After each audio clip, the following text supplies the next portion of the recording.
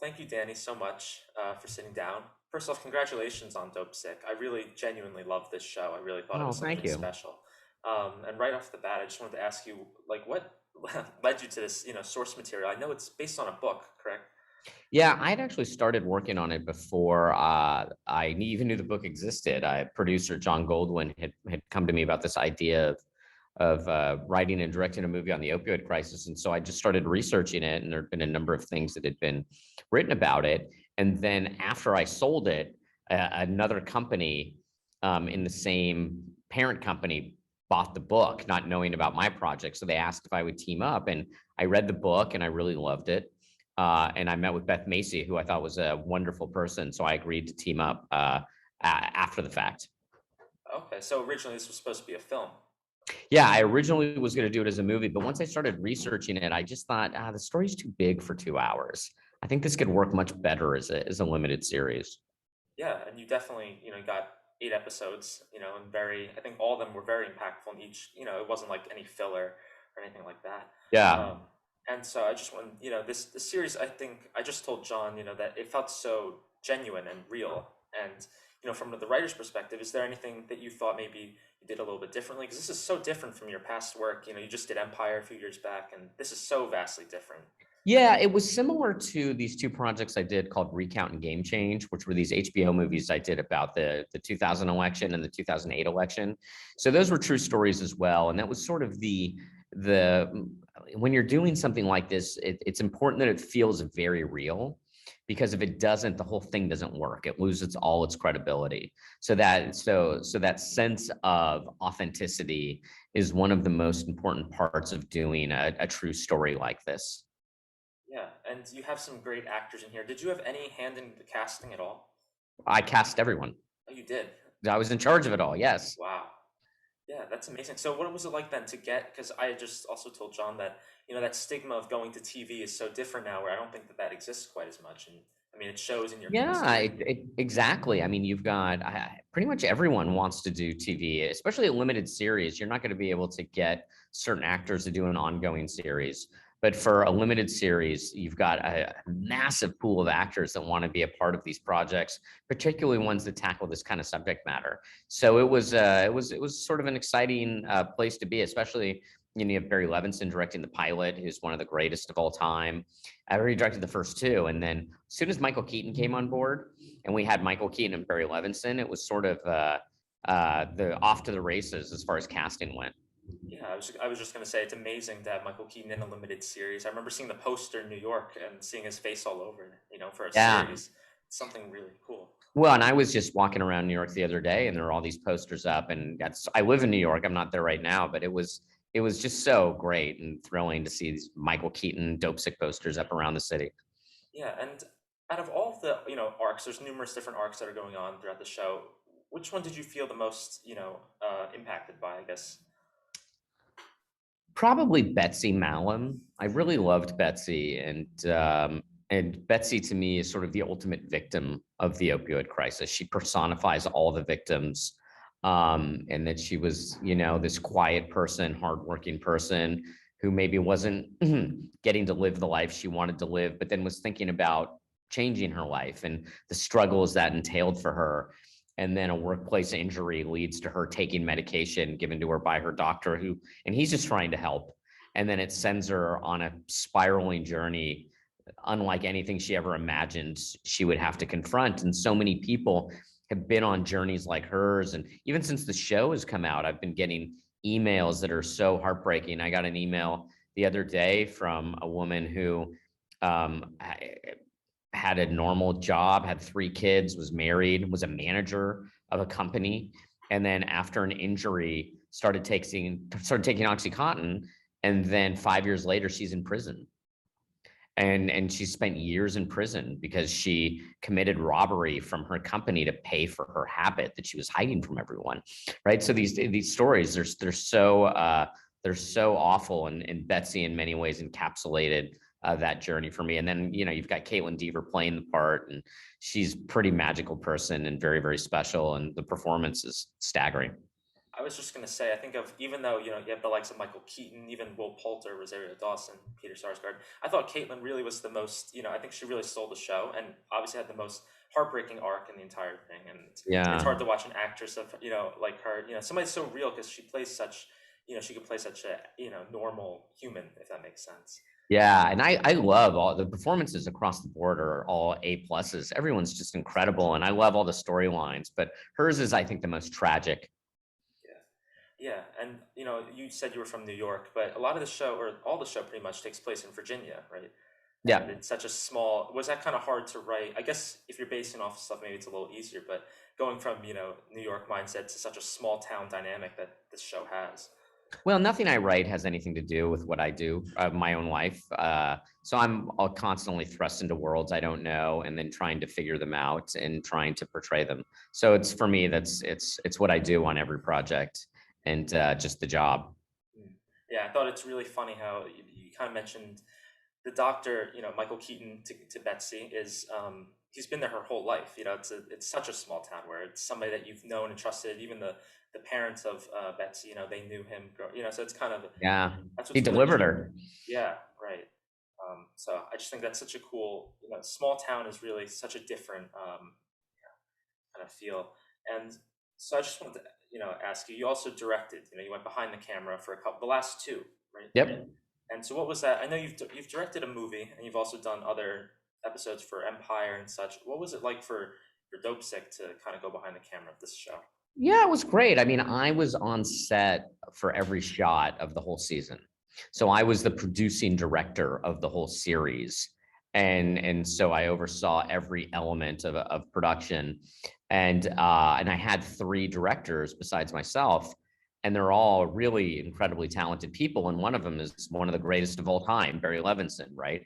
So it was a pretty great for me to get to spend all this time observing, supervising at times all these incredible directors. And then by the time I got to my episodes, which were the last two, I've just been able to take in so many great things from so many different people. It was a very unique experience to have that opportunity to spend 4 months attached to the waist of Barry Levinson. And then normally you'd get to go direct something maybe a year later or 2 years later. Instead, this was, the next week.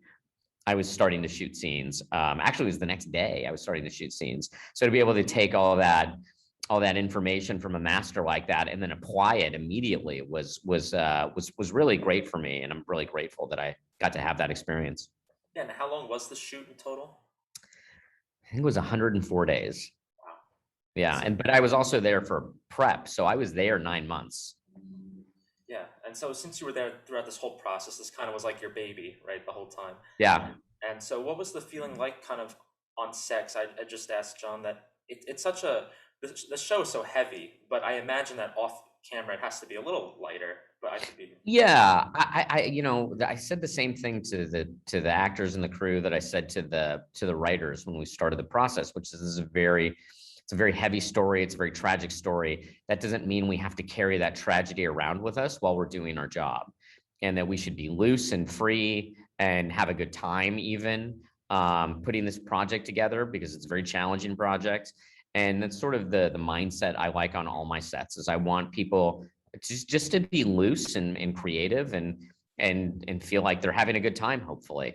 And so that's how this process was as well. It was incredibly challenging because of the pandemic. So that added a whole other level that was unlike anything any of us had ever dealt with.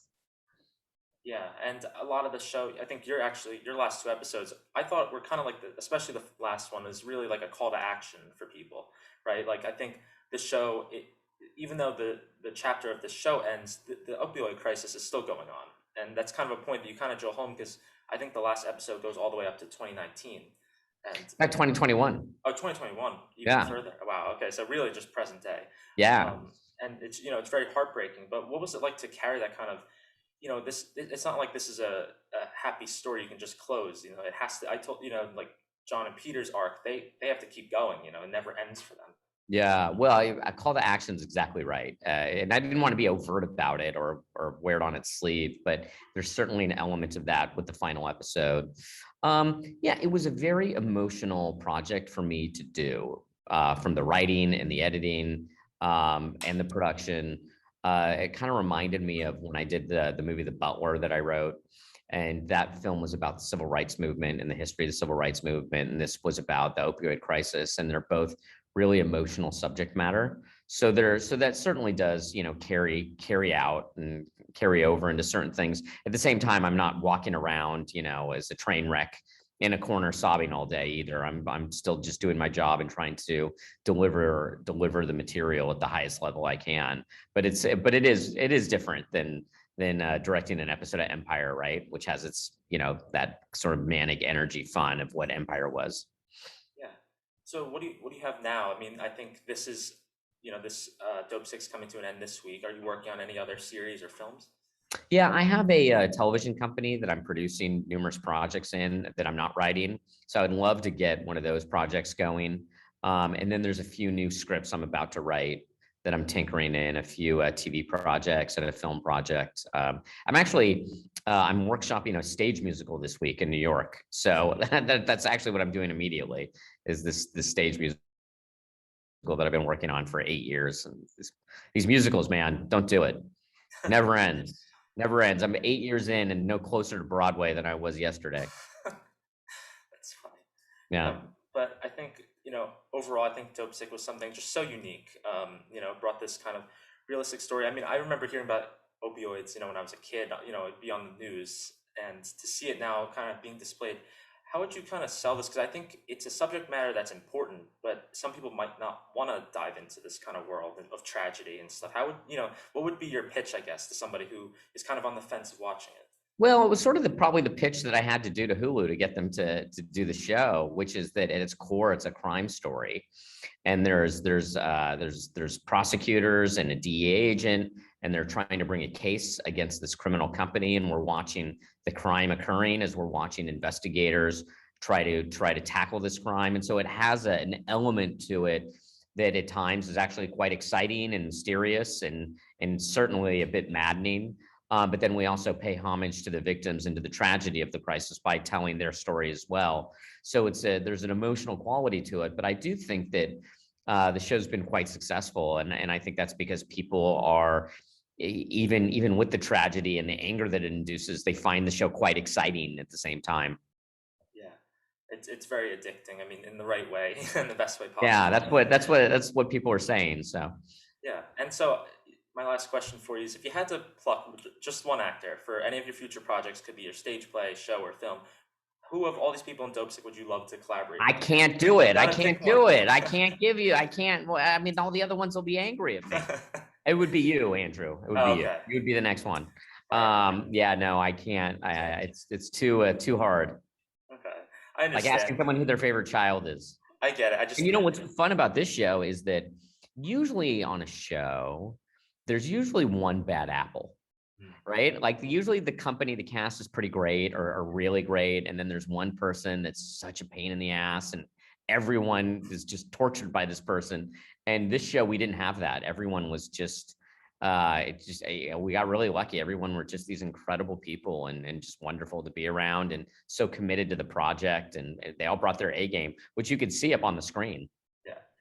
You definitely can, and I know that awards are going to be coming your way next year. Oh, please! I hope so. Thank you. This is from your mouth. Well, I'm very excited for that, and see what else you have coming down the line. And thank you so much again for sitting down. Yeah, thanks so much. I really appreciate you covering the show, and I'm so thrilled you liked it so much. So it was lovely meeting you, and more soon, I hope.